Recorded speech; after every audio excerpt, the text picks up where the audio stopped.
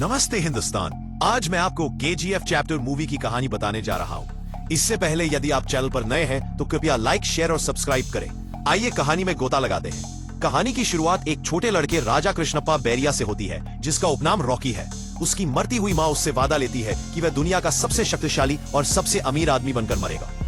इस वादे से प्रेरित होकर रॉकी एक युवा लड़के के रूप में बॉम्बे, मुंबई चला जाता है और जल्दी ही सोने की तस्करी के अंडरवर्ल्ड में अपनी जगह बना लेता है। एक क्रूर और खूंखार किराए का हत्यारा बन जाता है। रॉकी अपने मालिकों से एक महत्वपूर्ण काम स्वीकार करता है, कोलार गोल्ड फील्ड्स केजीएफ के अत्याचारी उत्तराधिकारी गरुड़ा की हत्या करना। केजीएफ हजारों गुलामों के जबरन श्रम पर बना एक विशाल सोने के खनन का साम्राज्य है। एक मजदूर का भेष बदलकर रॉकी कड़ी सुरक्षा वाले केजीएफ में घुसपैठ करता है।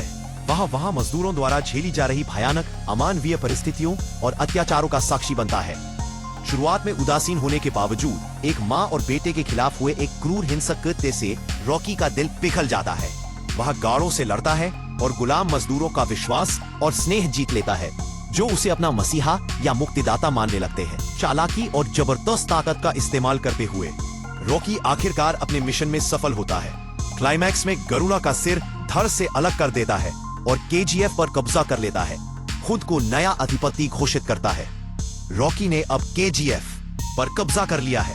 उसका पहला मिशन है शोषित मजदूरों के जीवन को बदलना और अपनी अंतिम दौलत और शक्ति के वादे को पूरा करने के लिए सोने के खनन के ऑपरेशन को तेज करना।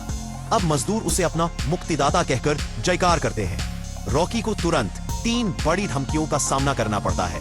परितारसोइक अधीरा का क्रूर और दुर्जेय चाचा जो पीछे हट गया था, लेकिन अब केजीएफ की सिंहासन पर दोबारा कब्जा करने के लिए लौट आता है।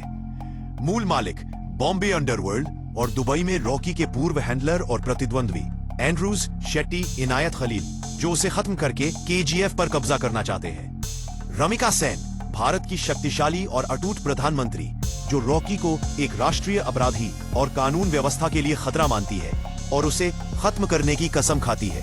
रॉकी अपने साम्राज्य की रक्षा के लिए क्रूर लड़ाइयां लड़ता है और अपने प्रभाव का विस्तार करता है। शक्तिशाली हथियार हासिल करता है और एक एक करके अपने विरोधियों को कुचलता है। वह अपनी प्रेमिका रीना देसाई से शादी करता है। अंतिम टकराव अधीरा के साथ होता है, जिसे रॉकी अंततः मार डालता है। इस बीच रामिका सेन रॉकी के लिए मौत का वारंट जारी करती है और केजीएफ पर कब्जा करने तथा उसे खत्म करने के लिए भारतीय सेना को तैनात करती है। रॉकी केजीएफ के मजदूरों को उसके द्वारा स्थापित एक नई कॉलोनी में भेजता है और फिर अपने विशाल सोने के भंडार से लदे एक जहाज पर समुद्र में निकल जाता है। वह भारतीय नौसेना के सामने आत्मसमर्पण करने से इनकार कर देता है। प्रधानमंत्री रॉकी के जहाज पर बमबारी का आदेश देती है और वह अपने सोने के साथ समुद्र में डूब जाता है। इस प्रकार वह अपनी मां की भविष्यवाणी को पूरा करता है, जिसमें उसने अपनी मृत्यु से पहले अजय सर्वोच्चता हासिल करते हुए सबसे शक्तिशाली और सबसे अमीर आदमी के रूप में मरना तय किया था। देखने के लिए आपका बहुत बहुत धन्यवाद। कृपया लाइक, शेयर और सब्सक्राइब करें। मिलते हैं अगले वीडियो में। बाय।